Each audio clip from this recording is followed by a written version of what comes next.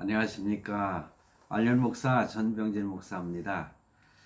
오늘 이제 추석 연휴를 마지막으로 주일을 맞이하게 됐는데 추석날 우리 자녀들이 다 이렇게 모여서 함께 이렇게 여러 사람이 예배를 드리니까 참 힘이 나고 하나님께 더 감사함이 넘치더라고요. 저는 그런 생각을 합니다. 제가 유튜브를 시작한 지가 한 10개월 정도 된 것 같아요. 근데 아직까지 실방송을 하질 않았거든요. 근데 저는 그런 생각을 해요. 이제 주일날만큼은 실방송을 해서 나와 함께 하지 못하는 분들도 이 시간에 함께 예배를 드리는 그런 시간을 가졌으면 좋겠다, 그런 생각을 합니다. 근데 여러 가지 이제 조건을 갖추어야 되는데 장비도 그렇고, 그래서 이제 좀 갖추어질 수 있도록 제가 기도하고 있고, 여러분들도 기도를 해주시기를 바랍니다. 오늘은요 요한계시록 설교를 계속합니다. 요한계시록 강해 설교 19번째 시간인데요. 아시아 7교회의 그 5번째 사대교회에 대해서입니다. 사대교회의 오늘 첫 시간 설교인데요. 저는 이 사대라는 이름이 별로 좋지 않아요. 꼭 이상하게 사대 하면은 사자가 꼭 죽을 사자가 생각이 나가지고 별로 좋지는 않은데, 그 말씀을, 그러니까 연의 말씀 보면은 이 사대 교회는 칭찬을 받지 못한 그런 교회거든요. 그런 측면에서 이 교회를 좀 더 깊이 우리가 말씀을 묵상하고 연구를 해야 되지 않겠는가, 그런 생각을 합니다. 요한계시록 3장 1절에서 6절 말씀인데요. 첫 시간이니까 제가 성경 말씀을 읽겠습니다. 그런데 그 전에 좀 전에 지금 예배를 드리면서 이 찬송을 불렀는데, 이 찬송이 마음에 깊이 와 닿는 그런 느낌을 받았습니다. 씨를 뿌릴 때에 안이 날까 염려하며 심히 애탈지라도 나중 예수께서 칭찬하시리니 기쁨으로 단을 거두리로다. 이 내용이 다시 나이가 좀 들 만큼 드는 건지요, 그런 저에게도 다시 어떤 욕망을 이렇게 일으키는, 아직도 이 나이에 얼마든지 복음을 전하는 그런 뜨거운 열정적인 전도자로서 살아야 되는 것이 옳지 않나. 제가 이 유튜브를 시작하면서도 그런 열정으로 시작을 했습니다. 이 나이 든 사람들이 유튜브 하는 그런 경우를 많이 보진 못했거든요. 그래도 저는 힘만 있으면 죽을 때까지 저는 그렇게 할 겁니다. 그런데 이것도 복음의 씨앗을 뿌리는 일이고, 오늘 이 찬양에도 씨를 뿌릴 때에 나지 아니할까. 제가 이렇게 복음의 설교를 늘 하면서 이 설교 내용의 말씀의 열매가 열릴 것이냐, 아니면은 별로 효과가 없을 것이냐, 굳이 염려할 필요가 없지 않는가. 한 사람이라도 참 이 부족한 사람의 설교를 듣고, 제가 처음에 그런 얘기를 했었습니다. 한 사람이라도, 한 영혼이라도 예수를 믿게 되는 역사가 일어난다면은 얼마나 귀한 일이고 큰 일인가 라는 생각을 하면서 시작을 했는데, 다시 그런 마음을 일깨워주는 찬양이 아닌가, 그런 생각을 하게 됩니다. 할렐루야. 꼭 이 말씀이 열매를 맺는 그런 역사가 일어나기를 간절히 예수의 이름으로 기도하고 바랍니다. 예, 요한계시록 3장 1절로 6절 말씀을 제가 읽겠습니다. 사대 교회, 사대 교회의 사자에게 편지하라. 하나님의 일곱 영과 일곱 별을 가지신 이가 이르시되 내가 내 행위를 아노니 내가 살았다 하는 이름은 가졌으나 죽은 자로다. 저는 그래서 이 사대 교회가 별로 이렇게 이름 자체가 마음에 들질 않아요. 꼭 그런 것은 잘못된 생각일 수도 있죠. 뭐 어떤 샤머니즘적인 잘못된 생각에 빠져서는 안 되겠죠. 2절 너는 일깨어 그 남은 바 죽게 된 것을 굳건하게 하라. 내 하나님 앞에 내 행위에 온전한 것을 찾지 못하였노니 그러므로 내가 어떻게 받았으며 그러니까 내가 어떻게 받았으며 어떻게 들었는지 생각하고 지켜 회개하라. 여기서도 회개하라 말씀하시지요. 만일 일깨지 아니하면 내가 도둑같이 이르리니 데살로니가전서에도 보면은 예수님께서 도둑같이 임하신다는 말씀이 있지 않습니까? 오늘 이 사대교회를 향하여서도 이런 말씀을 하셔요. 내가 도둑같이 이르리니 어느 때에 내게 이르는지 내가 알지 못하리라. 그러나 사대에 그 옷을 더럽히지 아니한 자 몇 명이 내게 있어. 참 다행이지요. 교회가 온전히 다 타락한 것은 아니었던 것 같아요. 더럽히지 아니한 자 몇 명이 내게 있어 흰 옷을 입고 나와 함께 다니리니. 흰 옷 입고 예수님과 함께 다닌다는 거예요. 그들은 합당한 자인 연고라. 이기는 자는 이와 같이 흰 옷을 입을 것이요. 예수님처럼 흰 옷을 입고 내가 그 이름을 생명책에서 결코 지우지 아니하고 그 이름을 내 아버지 앞과 그의 천사들 앞에서 시인하랴. 예수님이 시인하신다는 거예요. 귀 있는 자는 성령이 교회들에게 하시는 말씀을 들을지어다. 아멘. 저는 이 말씀이 가장 중요하다고 생각을 합니다. 귀 있는 자는 들을 귀 있는 자는 하나님의 음성을 들을 수 있는 귀를 가진 자는 성령이 교회들에게 하신 말씀을 들을지어다. 하나님의 음성을 이 시간에 들으시고 큰 은혜가 충만하게 임하시기를 간절히 바랍니다. 자, 이 사대 교회, 이 사대 교회를요, 무슨 상징을 하는 교회로 말씀하시는가? 다른 교회들도 다 그렇게 그 모습, 상징성을 말씀하고 있지 않습니까? 근데 이 사대 교회를 여러분들은 어떻게 생각하세요? 이 성경학자들 몇몇 사람은 이렇게 표현을 했더라고요. 콘이라고 하는 성경학자는 영적으로 사망한 교회라 그렇게 표현을 했어요. 또 스토트라고 하는 성경학자는요, 실리적인 교회. 그러니까 교회가 실리만 취해가지고서는 안 되겠지요.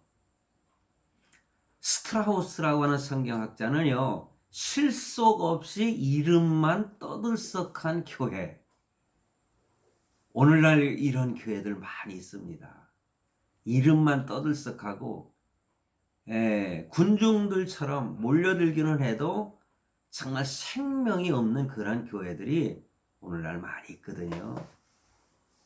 이 스트라우스가 표현을 잘한 것 같아요. 그리고 필립스라고 하는 성경학자는요, 아주 깊이 있는 표현을 했어요.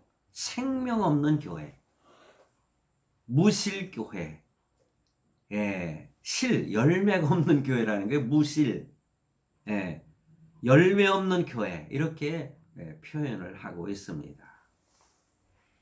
그런 의미로 볼 때에 이 사대교회 역시 현실 교회의 모형이고 참 상징적인 교회로서 영적으로 죽은 교회, 생명을 잃은 교회, 이렇게 저는 말씀을 드리고 싶습니다. 죽은 교회라는 거죠. 한마디로 죽은 교회요. 생명이 없는 건 죽은 거 아니겠습니까? 살았다 했지만 죽은 자로다. 무섭습니다. 저는요, 복음적으로 우리 인생을 표현할 때에 예수 그리스도가 내 안에 임하시는, 내 안에 계시는 그런 사람은 살아있는 사람이에요. 그런데 예수 그리스도가 그 사람의 없는, 예수 그리스도가 없는 사람, 이렇게 표현할 수 있겠죠. 그런 사람은 살아있지만은 죽은 사람이라고 생각해요. 그냥 죽은 시체가 돌아다니는 겁니다. 그런데 그 사람을 살릴 수 있는 것은 뭐냐? 예수님의 생명 있는 말씀인 것입니다. 그에게 말씀이 들어갈 때에 그 영혼이 살아나는 거예요. 살아있는 사람이 되는 것입니다. 그래서 영적으로 죽은 교회, 생명을 잃은 교회, 이렇게 전제하고 말씀을 드립니다. 그래서 오늘은요, 한 부분만을 생각을 하려고 합니다. 사대교회의 그 역사적인 고찰, 뭐 어려운 단어를 쓰니까 좀 그렇지만은 깊이 한번 살펴보겠다는 거예요. 역사적으로 어떻게 사대교회가 시작이 됐고 사라졌는가. 그래서 그 당시에 어떤 지역적인 것을 중심으로 해서 좀 말씀을 드리겠습니다. 이 사대라고 하는 도시는요, 고대 리디아라고 하는 왕국의 수도였습니다. 그러니까 왕국의 수도였다는 거죠. 사대란. 그러니까는 어찌 보면은 수도는 대단한 거 아닙니까? 우리 대한민국의 수도는 어디입니까? 서울이잖아요. 수도, 그러니까 수도 이렇게 표현하니까는 대한민국의 서울은 서울이다. 그런 뜻이죠. 마찬가지로 그 수도는 엄청난 부유한 그러한 도시들이 많잖아요. 그런데 이 사대는 고대 나라, 리디아라고 하는 나라, 그런 왕국의 수도였다는 거죠. 그럼 어느 정도 이 도시의 상황을 좀 이해할 수 있지 않겠습니까? 두아디라 교회에 대해서 말씀을 드렸는데, 이 두아디라라고 하는 도시에서 남쪽으로 한 48km 정도 떨어진 그런 지점에 위치하는 곳이다. 그렇게 기록이 있더라고요. 자, 그러면 이 사대는 어떤 도시인가? 이 5개의 도로가 이렇게 합치는 곳이라고 그래요. 그래서 교통의 요충지라고 할 수 있죠. 로마가 전 세계를 장악할 수 있었던 것은 도로 때문에 그렇다고 하지 않습니까?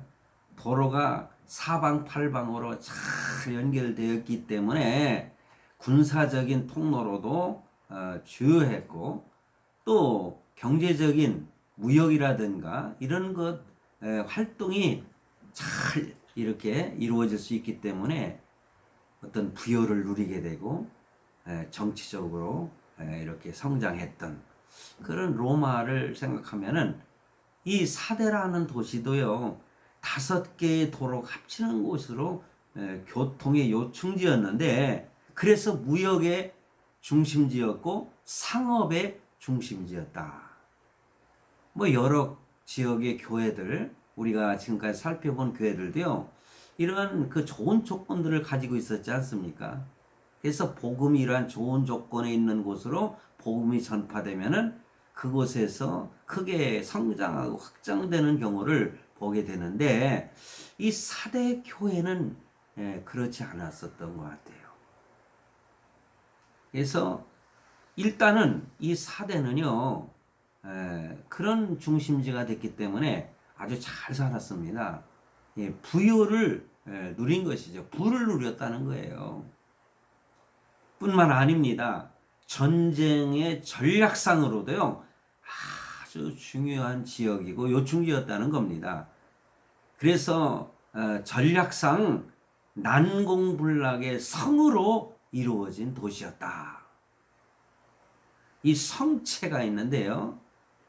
뭐 우리나라도 고려 시대인가요? 뭐 이렇게 성체를 쌓지 않습니까? 고구려 시대에도 그렇고 뭐 유명한 것은 중국의 만리장성인데 이런 성체 그거는 바로 전쟁에 있어서 그 적들로부터의 공격을 막을 수 있는 아주 중요한 의미를 가지고 있지 않습니까?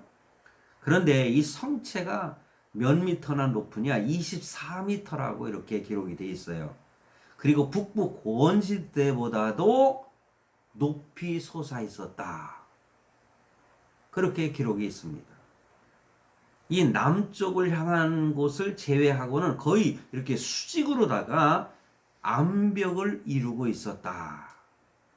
그러므로 참으로 견고한 난공불락의 성이었다. 그렇습니다. 그러니 외부로부터의 침략을 당해도 지킬 수가 있었던 거예요. 전쟁에 승리할 수 있는 그런 여러 가지 이유를 가지고 있었던 거죠. 그러므로 적으로부터의 공격을 끝없이 받았지만은 역사적으로 한 2번 정도 당했고, 2번 정도 점령당하고 그렇게 그 나라를 지켰다. 안전한 피난처와 같은 그런 지역이었다는 거죠. 그러므로 끝없이 받았지만 이렇게 2번밖에 점령당한 적이 없는 안전한 피난처였다. 그것이 그러니까 주전 BC 549년에 이 페르시아 대단한 나라 아닙니까? 이 페르시아 고레스 왕에게 점령을 당했었다.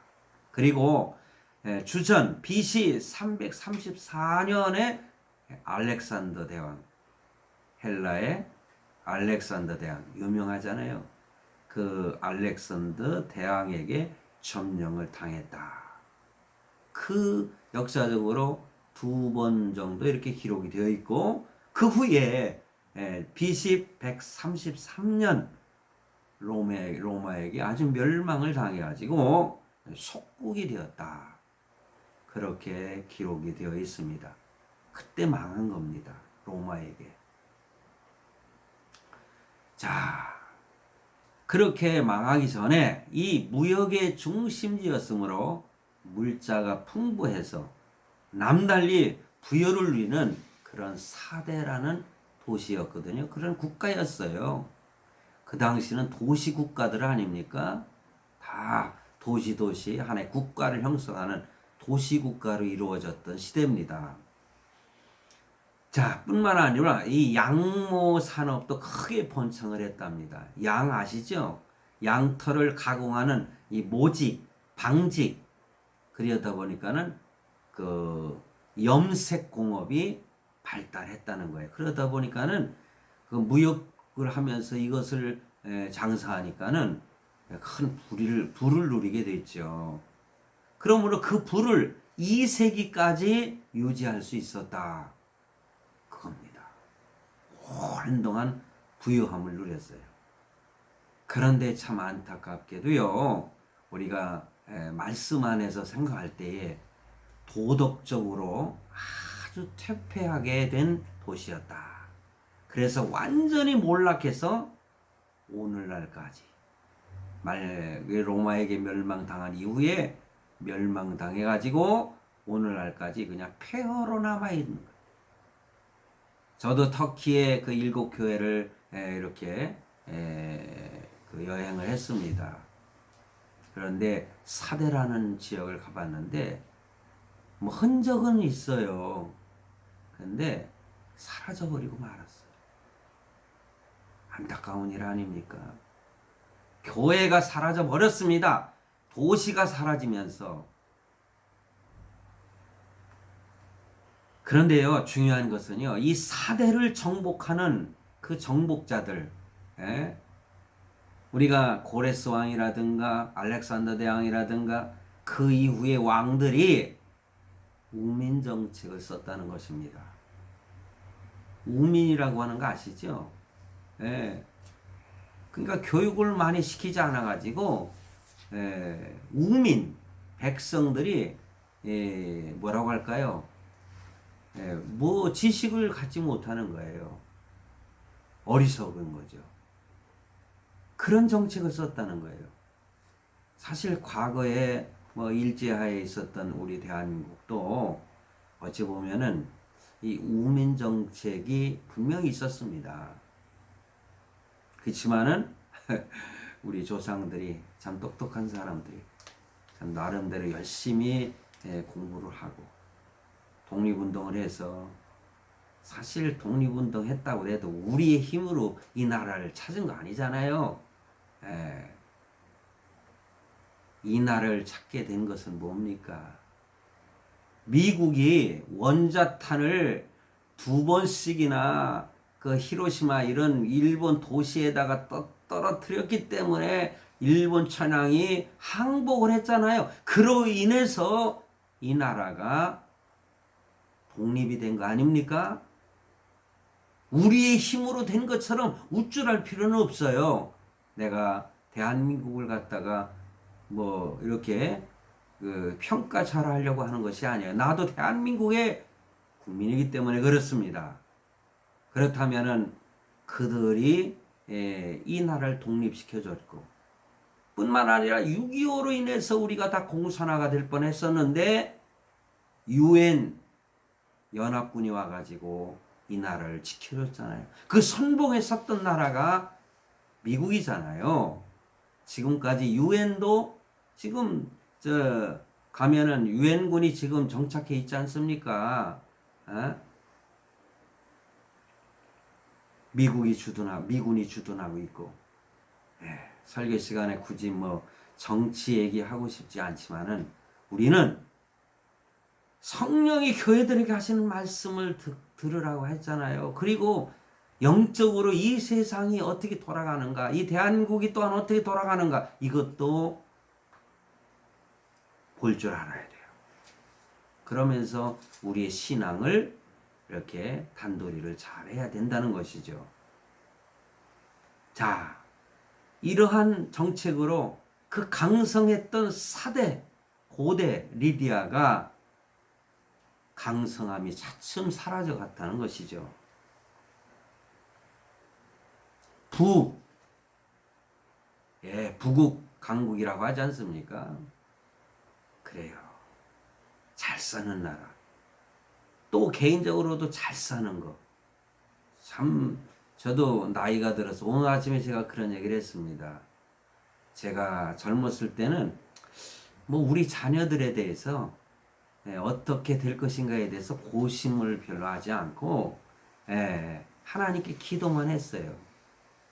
근데 요즘에 와서 내가 자녀들에게 경제적으로 뭐 해준 게 있나 생각해 보니까는 없어요. 그러다 보니까는 내가 자녀들한테는 좀 너무한 것 같다. 참 이런 얘기는 하지 말라고 우리 아들이 그러네요. 그렇습니다. 뭐 깊이 얘기할 수는 없지만은 요즘에는 그래도 우리 자녀들이 하나님께 좀 축복을 받아서 잘 살았으면 좋겠다. 그런 마음의 소원이 있는 거예요. 제가 이 얘기하고 싶어서 한 겁니다. 우리 아이들도 이제 녹화된 그 영상을 볼 겁니다. 그래서 내가 하는 거예요. 근데 하나님이 분명히 주실 거라고 생각을 해요. 왜냐하면 지금 저에게는 하나의 그 꿈이었지만은 또 소망이지만은 그런 하나님의 축복이 임하시는 것을 저는 지금 느끼고 있거든요. 전 소망이 있습니다. 그런데 정작 드리고 싶은 말씀은요. 이렇게 부를 누릴 수 있었던 환경이라고 하는 거, 이거 굉장히 좋은 것이지만은 이게 전부가 아니라는 거죠. 전 도시가 무기력해지고요. 그들은 그 부요 속에서 평화를 누리고 살았지만은 그 평화는 무기력함과 병들어 썩어가는 그런 요인에 불과했다는 것을 저는 강하게 말씀드리고 싶어서 이 말씀을 드리는 것입니다. 그 사실을 깨닫지 못함으로 어리석은 도시가 되어버리고 말았고 결국에 가서는 망해버리고 말았다는 거죠. 사람에게 평화 좋습니다. 대한민국의 평화. 요즘에 그 9월 30일 날 나훈아 씨의 그 공연을 보고 지금 떠들썩하지 않습니까? 그래서 나훈아 신드롬이라는 말이 나오고 있는데 그러다 보니까는 과거에 있었던 영상들도 막 뜨더라고요. 거기에 보니까는 우리의 소원은 평화. 그러니까는 그 나훈아 씨가 집어쳐라. 그러면서 내가 제일 싫어하는 노래가 바로 저 노래라. 근데 그 노래 자체가 뭐 4분의 3박자로 되어 있잖아요. 그냥 눈물만 흘리게 만드는 그런 통일 소원 그게 무슨 소용이 있겠느냐 하는 거예요. 실질적으로 이 강성해져서 이 나라를 지켜야 되지 않겠냐 뭐 그런 애국적인 그런 생각에서 하는 행동이기 때문에 많은 사람들이 그 이야기를 듣고 웃고 그리고 요번에 그 쇼 내용 속에서 쇼죠 쇼 공연이니까 정말 많은 사람들을 참 마음을 시원하게 해주는 그런 공연이었다.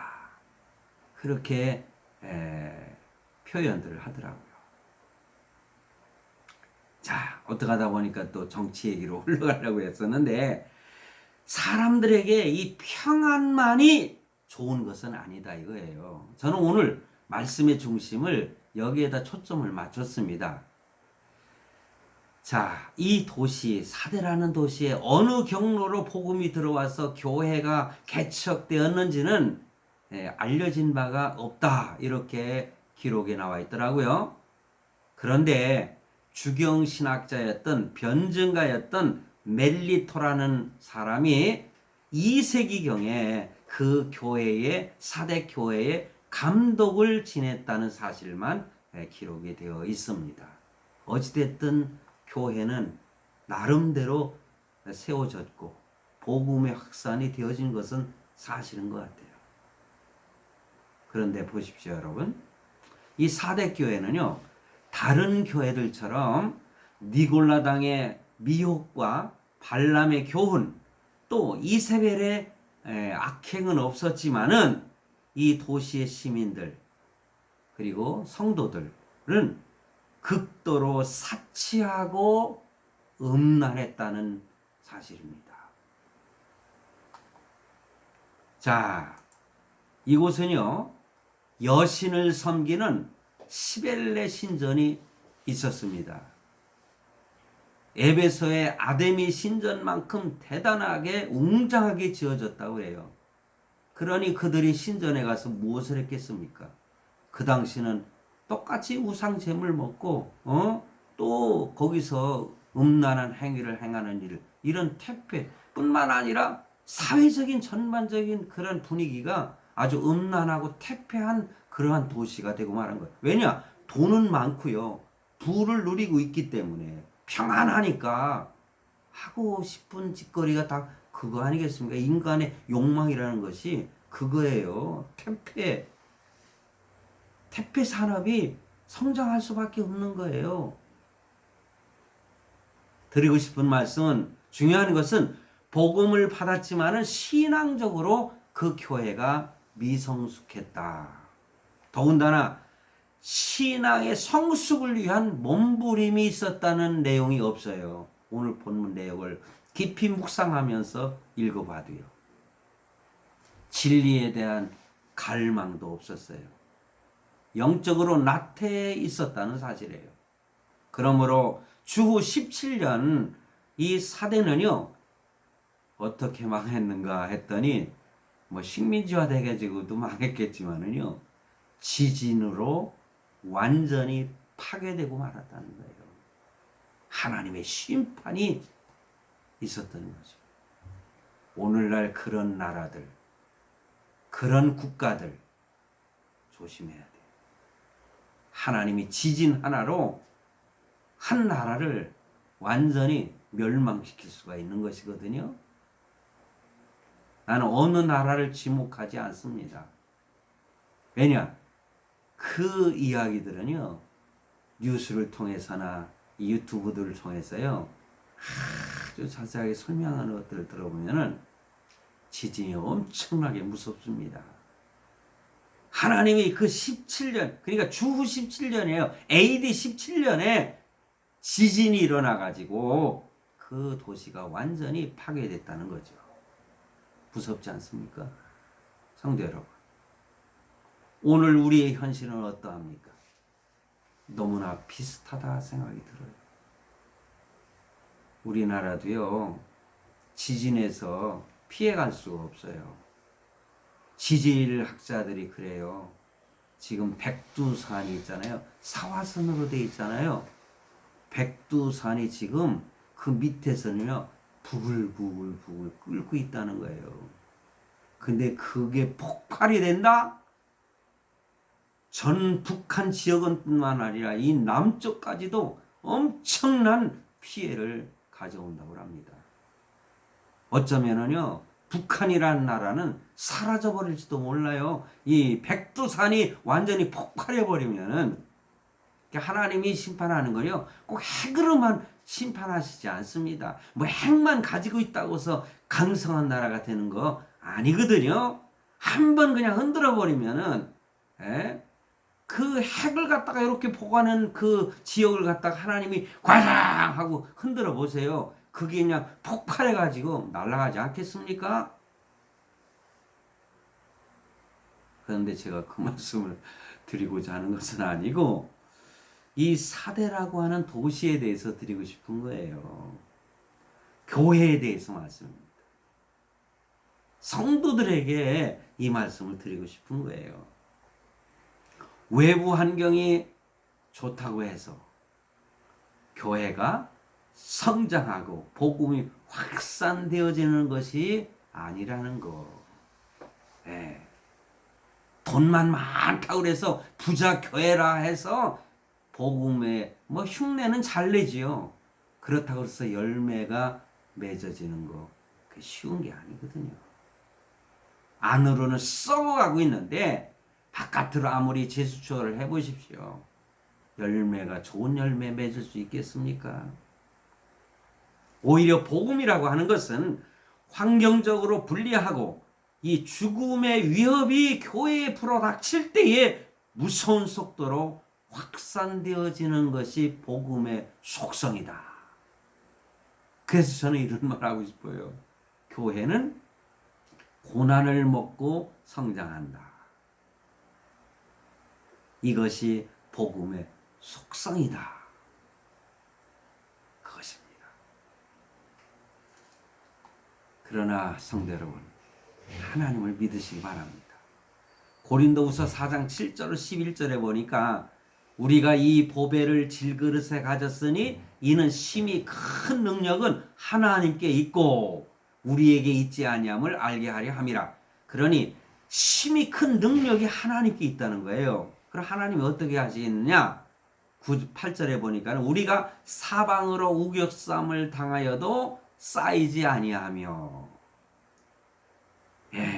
답답한 일을 당하여도 낙심하지 아니하며, 하나님이 그렇게 우리를 보호하신다는 거예요.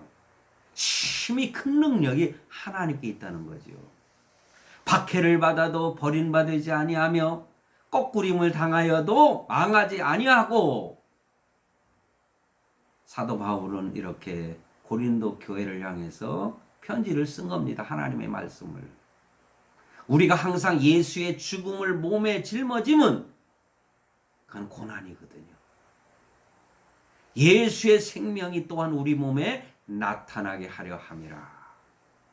우리 살아있는 자가 항상 예수를 위하여 죽음에 넘겨짐은, 그렇죠, 순교의 자리에 넘겨질 수도 있는 겁니다. 예수의 생명이 또한 우리 죽을 육체에 나타나게 하려 함이라. 할렐루야.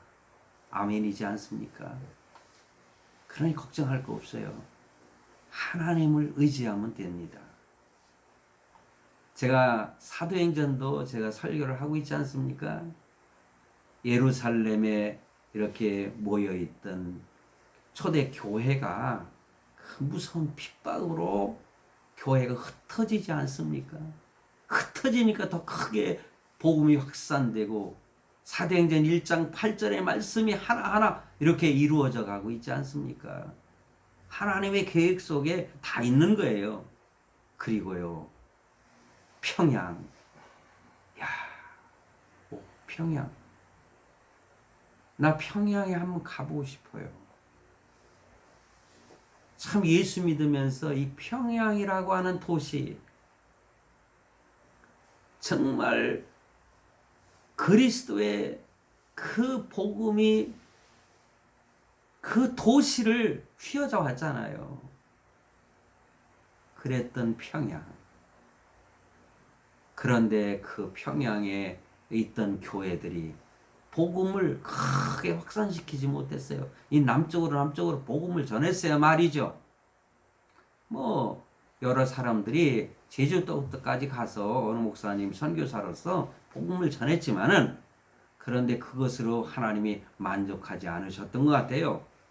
예, 6.25 전쟁으로 인해서 교회가 남쪽으로 피난 오게 됐고, 그 피난 온 그 성도들이 세운 교회가 뭐 영락교회라든가 그 많은 교회들이 세워졌잖아요. 충현교회도 마찬가지입니다. 예, 우리 그 합동 측에 그래도 가장 큰 교회라고 하는, 다 북한에서 신앙생활 잘하던 사람들이 어쩔 수 없이 남쪽으로 와. 6.25를 인해서 살 수가 없으니까요. 형제 여러분, 오늘 1절 말씀에 사대 교회의 사자에게 편지하라. 하나님의 7 영과 7 별을 가지시니가 이르시되 내가 내 행위를 아노니 내가 살았다 하는 이름은 가졌으나 죽은 자로다. 사대 교회를 향하여 예수님은요, 다른 교회들처럼 칭찬으로 시작하지 않으셨어요. 어떠한 칭찬도 하지 않으시고 책망과 회개를 촉구하는 모습을 발견하지 않습니까? 즉, 내가 살았다 하는 이름은 가졌으나 죽은 자다.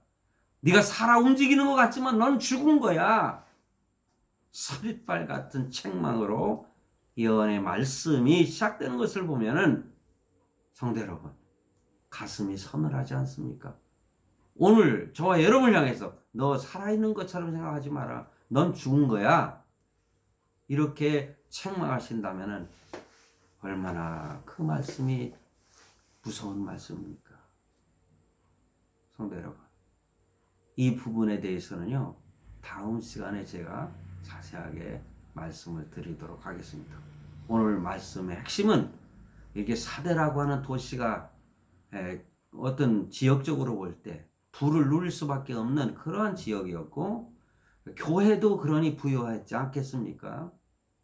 그러나 이 부요한 것이, 평안만이 우리 예수 믿는 성도들뿐만 아니라 모든 사람들에게 큰 유익만이 아니라는 거.